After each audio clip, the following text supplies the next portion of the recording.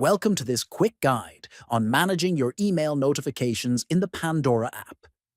If you're receiving unwanted emails about new music, artists, or friends' activities, this video will show you how to turn them off directly from your phone.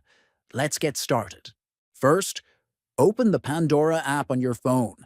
Once the app loads, look at the bottom right and tap the profile icon. Next, at the top right corner, tap on Small Settings icon. Then, scroll through the options until you find the section labeled Notifications. Tap on it to access all the notification settings. In the Notification Center, you'll see different categories of notifications. To stop receiving emails from Pandora, look for the section labeled From Pandora and toggle off the email notifications.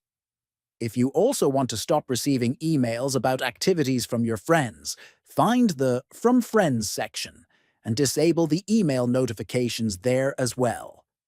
Finally, to stop receiving emails from artists, locate the From Artists section and turn off the email notifications. By following these steps, you can easily manage and disable unwanted email notifications from Pandora,